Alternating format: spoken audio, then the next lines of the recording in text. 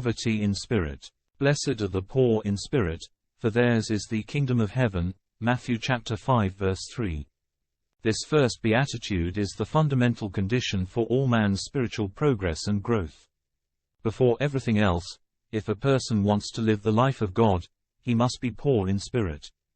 To be poor in spirit is to recognize clearly that one has nothing which he has not received from God, that one is nothing except by the grace of God. This blessed poverty is called spiritual in St. Matthew's Gospel because, first of all, it is an attitude of mind and heart, a conviction of the soul. It is the condition of man in total emptiness and openness before God, primarily in relation to the things of the Spirit, that is, to understanding and insight, to will and desire. To be poor in spirit is to be devoid of all pride and trust in the power of one's own spirit.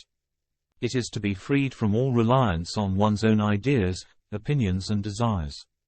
It is to be liberated from the vain imaginations of one's own heart. Jeremiah chapter 23 verse 17, Romans chapter 1 verse 21. For as the Holy Virgin Mary, the perfect model of poverty in spirit, has sung in her magnificent song, God has shown strength with his arm. He has scattered the proud in the imagination of their hearts. He has put down the mighty from their thrones, and has exalted the humble and meek. He has filled the hungry with good things, and the rich he has sent away empty. Luke chapter 1 verses 51 to 54. Jesus himself was poor, not only in body but in spirit.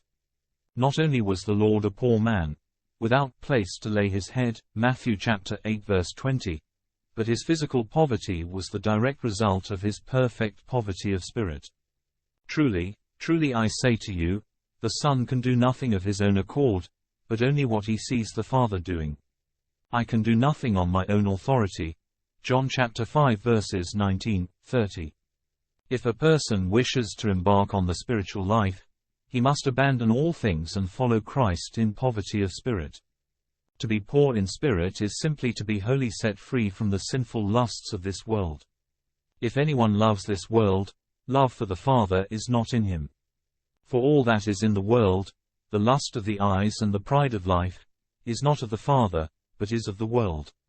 And the world passes away, and the lust of it, but he who does the will of God abides forever. 1 John chapter 2 verses 15 to 17. The first revelation of the will of God is that his creatures must be poor in spirit. The violation of this spiritual attitude is the original sin and the source of all sorrows. If you enjoyed this talk, consider subscribing to this channel and click on the notification bell, then you will know when new content is added to this playlist. Thank you for listening, and have a blessed day.